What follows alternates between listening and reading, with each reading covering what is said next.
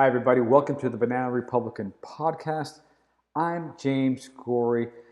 Hey, China, India, and Russia just had a powwow at the Shanghai Cooperation Organization, a kind of regional summit gathering of more than 20 countries, hosted by China, obviously.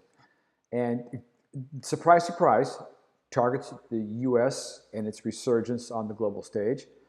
Um, So more than 20 non-Western leaders. Now the focus of this, there's several focuses really.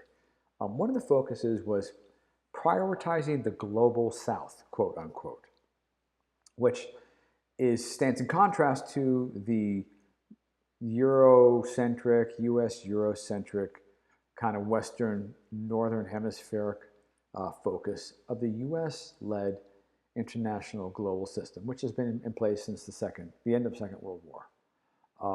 So this is interesting on a number of levels, several levels. I think it was Xi who said something like, yeah, we need to continue to take a clear stand against the hegemonism, excuse me, get it out, hegemonism and power politics, and practice true multilateralism. And the first thing that comes to mind is the Belt and Road Initiative, which was nothing but a global hegemonism on the part of China, buying off local potentates and then throwing their nations into debt traps that they will never get out of. So that's who China is. So the irony is clear and focused and out in the open. But Xi said some other things as well. He set out kind of he made a statement that says we've reached a global, or rather global governance has reached a new crossroads. That's a quote. Global governance has reached a new crossroads. And he said, yeah, well, global governance initiative, which is what he called kind of this one of these areas of the initiative or of the meeting, he said, look, these are policy frameworks geared to promoting China's leadership and challenging the US-dominated international system. So it's really not about multilateralism as much as it's about just turning leadership open from the U.S., move it from the U.S. to China, from Washington to Beijing. So it's like the Who song, same as the old boss, right? Only the new boss is going to be much worse if that comes to pass. Now, here's the thing. It's very important that Russia, China, and India were there together because India and China are rivals. Now, both India and China are huge buyers of Russian gas, and they're both getting hammered by Trump's tariffs for buying that gas because that allows Putin to fund his war against Ukraine. So there's this strange kind of, love-hate thing going on. The Indians can't stand the Chinese. China knows that its days are over as an economic growth leader. It's cratering, but what's lagging behind, or what's making up for that, depends on how you want to look at it, is that its Navy is expanding. It has hypersonic missiles, it has hypersonic anti-ship missiles, as well as ICBMs. So it can launch nuclear weapons and bombs and so forth around the world, and nobody can really stop it, particularly the U.S. So it has that. So China's, on one hand, it's hit its peak, and now it's going down the other way. But on the flip side, it also has this huge technological advantage, as well as a technological advantage in AI, robotics, and what do we call these designer or genetic specific bioweapons that can actually target certain genetic peoples and nations that have certain biology or certain genetic makeup, and the disease will only target them and hurt them. So China is a leader in a lot of these cool areas, not cool, but very cutting edge areas, okay? But economically, they are going the wrong direction, and Xi knows it. And Xi Jinping, he's the leader of China. So he needs to have he needs to have India on his side. He needs to have India, because between China and India, you've got a third of the world's population, pretty close. Russia, not so much, but Certainly a lot of nukes and an aggressive military position, and geographically located, obviously, in Eastern Europe, Eurasia. Okay, so, and that's just those three. There's other 20s, and they're focusing on the global South. Brazil being a big one, big one of those. Probably Indonesia, Argentina, and much of Africa. So there's a lot of clout and potential power, military power, but more importantly, trade power. And of course, it was mentioned that the alternative to the U.S.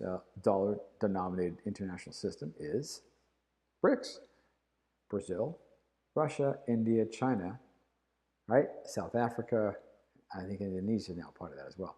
So this wasn't just the Shanghai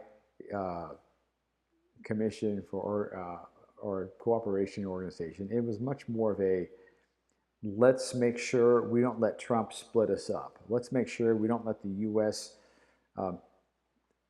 Swing its weight around with tariffs and undermine Russia's ability to fight in Ukraine and undermine Russia's ability to keep the U.S. focus in Ukraine, not on China. And let's see if we can dissuade Modi from becoming much more of a player with the U.S. in terms of technology and development and so forth. So this was a meeting, very important meeting. It wasn't a BRICS meeting per se, but it was. Okay, I mean, it has to be. You've got 3 of the 5 original members there, and Indonesia, I think, was a member. It became a member, and they were there. So there's a lot of important things going on in that part of the world, directly related to what's going on over here with Trump and what he's doing to disrupt the coalescence of the BRICS nations. So he's trying to shatter that coalition. He's trying to shatter the idea of a BRICS challenge to the U.S. Dollar-denominated system, which he should.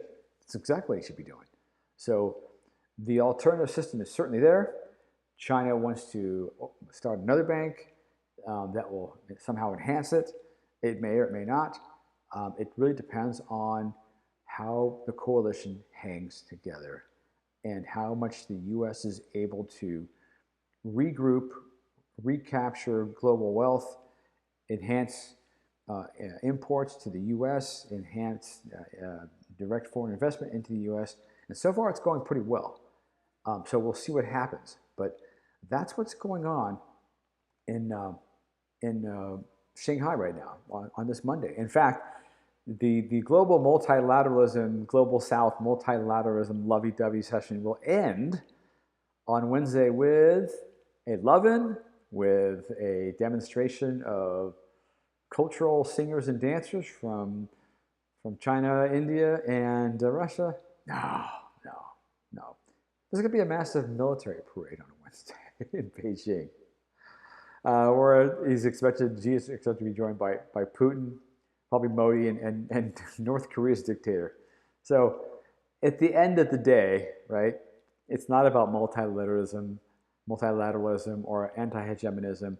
It's about refocusing that power away from the U.S. and into the hands of Beijing, and we'll let the Indians and the Russians kind of hang out and get some of the spotlight. But this is all about China's play. After all, it is the Shanghai Cooperation Organization. So it's not the regional, it's the Shanghai. That tells you everything you need to know. So having a giant, massive military parade to end this little shindig, well, it tells you everything you need to know. So that's what's going on. Hey, if you want to help build this channel, that would be great. Please subscribe, share, like, and comment. And we'll see you next time. Bye-bye.